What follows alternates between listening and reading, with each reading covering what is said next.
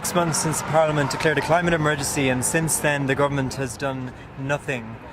We are back in for 2 weeks in order to basically ask a very simple question: what is your plan to address the climate emergency? The Queen's speech is the moment when a government declares its plan.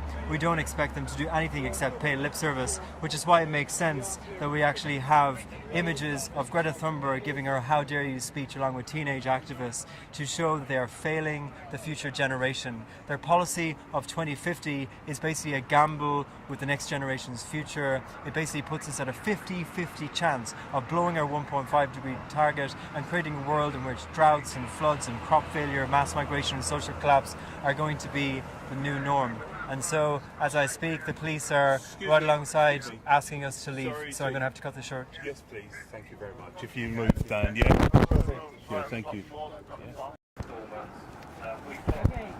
Okay, so we've been kicked off Westminster Bridge, where we've been trying to project the speech that Greta Thunberg gave to the UN Assembly, in which she said to global leaders, "How dare you?" And alongside Greta, we're projecting the image of teenage activists who are on the front line defending indigenous communities in the global south. This comes at the eve of the Queen's speech, in which the government outlines its programme for the year. Extinction Rebellion are back because we simply want to demand, if it's an emergency, what are your plans? What are the plans for different government departments? The Queen's speech is supposed to outline this, and it simply isn't. And so it's very appropriate to have the new face of the climate movement and to have Greta Thunberg say in no uncertain terms, "How dare you?" Their policy of 2050 net zero carbon neutral target is one that is playing a gamble with our children's future. It basically puts at 50% chance that will blow our 1.5 degree target, and that is something that creates drought, heat waves,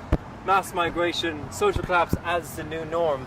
And we simply say we cannot take that chance with our children's future.